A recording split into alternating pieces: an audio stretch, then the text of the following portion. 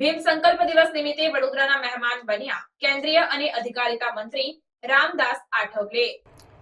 ભીમ સંકલ્પ દિવસ નિમિત્તે કેન્દ્રીય ન્યાય અને અધિકારિતા મંત્રી રામદાસ આઠવલે વડોદરા શહેરના મહેમાન બન્યા।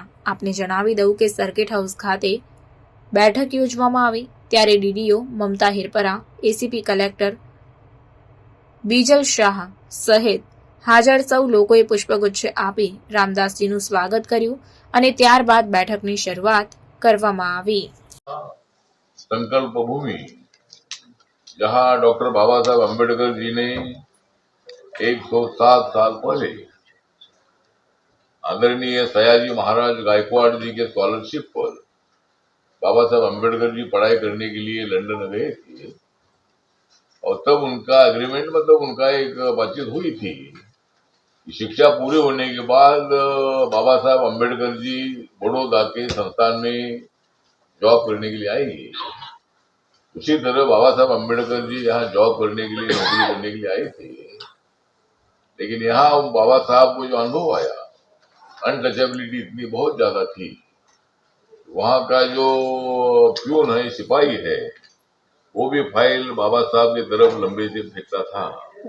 वो भी बाबा साहब को टच नहीं करना चाहता था क्योंकि बाबा साहब की जात अनटचेबल है। तो इसीलिए बाबा साहब का अपमान हर रोज होता रहा। बाबा साहब अम्बेडकर जी को बाबा साहब बड़े इकोनॉमिस्ट थे, इसीलिए सयाजी महाराज गायकवाड़ जी ने बाबा साहब को अर्थ डिपार्टमेंट जो है, फाइनेंस डिपार्टमेंट जो उनके संस्थान का है, वो देने का निर्णय लिया था। लेकिन वहां ऐसा रोज अपमान होता रहा। इसीलिए बाबा साहब ने अपने मन में तय किया कि मैं इतनी डिग्रियां लेकर मैं यहाँ नौकरी ले आया हूँ, मेरा इतना अपमान होता है तो मेरे देश के गांव गांव के दलितों की क्या स्थिति होगी। इसीलिए उन्होंने नौकरी छोड़कर वो बाबा साहब अम्बेडकर जी जहाँ अभी सयाजी बाग है, सयाजी गार्डन है, वहाँ एक पेड़ है जहाँ हम अभी जा रहे हैं, वहाँ बाबा साहब अम्बेडकर आकर वहाँ रोए। उन्होंने संकल्प किया कि मैं दलितों के लिए, अनटचेबल कम्युनिटी के लिए मैं काम करता रहूंगा, उनको सोशल जस्टिस देने का काम करता रहूंगा।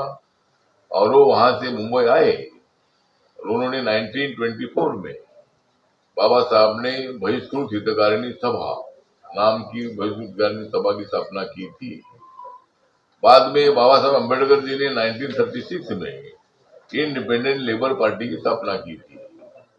उसके बाद बाबा साहब ने 1942 में all India schedule caste federation की स्थापना की थी। तो इसी तरह बाबा साहब का एक मूवमेंट रहा है। तो आज मैं अभी संकल्प भूमि अभी जाने वाला हूँ। आज के दिन बाबा साहब अम्बेडकर जी ने वहाँ उस पेड़ के नीचे आकर बाबा साहब रोए थे और मैं अनटचेबल कम्युनिटी के लिए मैं काम करता रहूंगा, इसी तरह बाबा साहब ने संकल्प किया था। और वो संकल्प के बाद आज समाज में काफी परिवर्तन हो रहा है। देश भर में कम से कम 1.5-2 लाख से ज्यादा इंटरकास्ट मैरिज हो रहे हैं। तो समाज के लोग एक साथ जुड़ रहे हैं और मुझे गर्व इस बात का है कि मेरे पार्टी में भी सभी जाति के कार्यकर्ता है, ब्राह्मण है, क्षत्रिय है, या मतलब अलग अलग जाति के कार्यकर्ता मेरे साथ जुड़े हैं। तो समाज में बहुत सारा परिवर्तन हो चुका है। बाबा साहब जो चाहते थे उसके मुताबिक समाज में बहुत सारा परिवर्तन हो रहा है। लेकिन आज भी कुछ जगह पर दलित पर अत्याचार होते हैं। आज मैं अधिकारियों ने जो बात की और उनके साथ मैंने चर्चा की, उसमें मतलब कुछ यहाँ कुछ हर साल में यहाँ जो एट्रोसिटी की केसेस है, वो एट्रोसिटी की केसेस यहाँ 21-22 में 65 केसेस हुई थी, 22-23 में 73, 23-24 में 60 और 24-25 जो ये साल चल रहा है इसमें 44। इतनी मतलब एट्रोसिटी की घटनाएं घटी थी। और 22-23 में 117 इंटरकास्ट मैरिज हुए हैं और 23-24 में 134 मैरिज हुए इंटरकास्ट मैरिज जिले में। इस तरह का परिवर्तन लोगों में हो रहा है और संकल्प भूमि का जो प्रोजेक्ट जो बन रहा है 5,000 स्क्वायर फीट में, मतलब संकल्प भूमि का काम चल रहा है और वहाँ जो हिरेन गांधी नाम के आर्किटेक्ट है उनको ये काम दे दिया है और 4 माले की बिल्डिंग, 4 माले की ना, 4 माले की 4 फ्लोर की बिल्डिंग, मतलब 4 माले का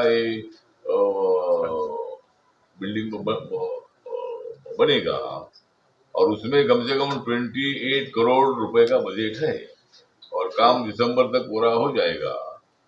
और मतलब वहाँ लाइब्रेरी है, एडिटोरियम है, बाबा साहब की फोटोग्राफी बहुत जो पूरे है, तो ऐसा अलग अलग वहाँ है।